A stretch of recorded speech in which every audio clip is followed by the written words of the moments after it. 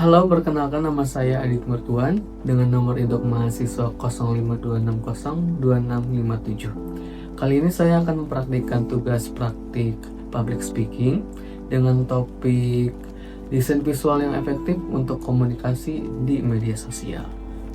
Assalamualaikum warahmatullahi wabarakatuh. Salam sejahtera untuk kita semua. Hadirin yang saya hormati, pernahkah Anda saat sedang asik scrolling Instagram atau TikTok, lalu tiba-tiba jari Anda berhenti di sebuah postingan? Dalam hitungan detik, Anda langsung menekan tombol like atau cuma menyimpan sebuah postingan. Di sisi lain, ada banyak postingan yang Anda lewatkan begitu saja tanpa melirik dua kali. Pertanyaannya sederhana. Apa yang membedakan kedua konten tersebut? Mengapa satu konten bisa membuat Anda berhenti, sementara yang lain tidak? Jawabannya seringkali bukan hanya pada isinya, tapi pada bagaimana isi itu ditampilkan di mata kita. Di era digital saat ini, media sosial telah menjadi ruang komunikasi terbesar di Indonesia. Menurut data Kominfo tahun 2024, jumlah pengguna media sosial di Indonesia telah mencapai lebih dari 142 juta orang. Angka yang fantastis ini menunjukkan bahwa media sosial bukan sekedar tempat berbagi informasi, tetapi arena kompetisi untuk membangun citra dan menyampaikan pesan. Namun tantangannya adalah di tengah banjir informasi yang berseliweran setiap detiknya, bagaimana caranya agar pesan kita tidak tenggelam? Salah satu kunci utamanya adalah desain visual.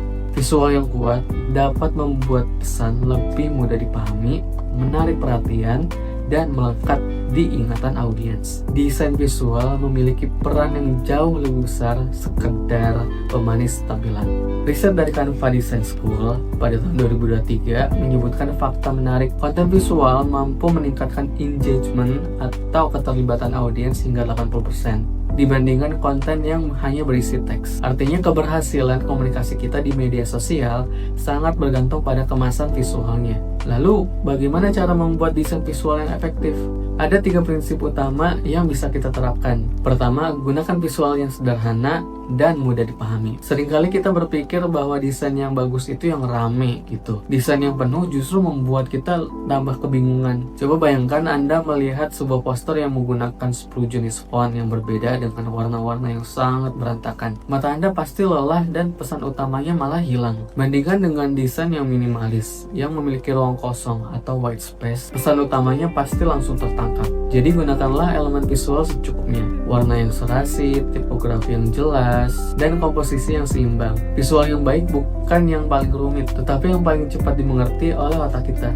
Kedua, konsistensi adalah kunci. Warna, font, dan gaya desain yang konsisten akan membangun identitas. Coba bayangkan brand besar seperti Gojek, Coca-Cola, tanpa membaca logonya pun, hanya sekedar melihat warna hijau atau merah khasnya Coca-Cola, kita udah tahu itu brand milik punya siapa. Bagi rekan-rekan mahasiswa, konten kreator, ataupun pelaku UMKM, mulailah tentukan palet warna dan jenis huruf Anda dari sekarang. Konsistensi ini akan meningkatkan profesionalitas dan membuat audiens lebih percaya pada pesan yang Anda sampaikan. Yang ketiga, gunakan data pendukung dalam bentuk visual. Otak manusia mampu memproses gambar 60.000 kali lebih cepat daripada teks. Jika Anda memiliki data statistik yang rumit, jangan hanya ditulis dalam paragraf panjang yang bisa dibilang membosankan. Ubahlah menjadi diagram batang, pie chart, atau dalam bentuk infografis. Hal ini didukung oleh Hootsuite Report pada tahun 2024 yang menemukan bahwa konten dengan elemen visual mendapatkan interaksi 2-3 kali lebih tinggi dibandingkan teks saja. Elemen grafis mampu menyederhanakan informasi yang kompleks menjadi sajian yang lebih mudah dimengerti.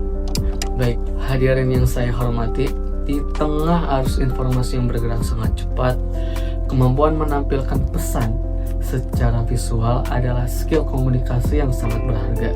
Desain visual bukan soal estetika atau keindahan semata, tetapi tentang efektivitas penyampaian pesan. Mulai hari ini, mari kita berhenti membuat konten yang bisa dibilang asal jadi. Jangan biarkan ide brilian Anda tenggelam hanya karena kemasan visual yang kurang menarik. Mulailah memperhatikan komposisi, konsistensi, dan cara penyajian data dalam setiap konten yang Anda buat, baik untuk tugas kuliah, bisnis, maupun media sosial pribadi. Dengan desain visual yang tepat, pesan Anda tidak hanya akan dilihat, tetapi juga dipahami, dirasakan, dan juga diingat oleh audiens. Baik, itu saja topik yang bisa saya sampaikan. Terima kasih atas perhatiannya. Wassalamualaikum warahmatullahi wabarakatuh. Terima kasih.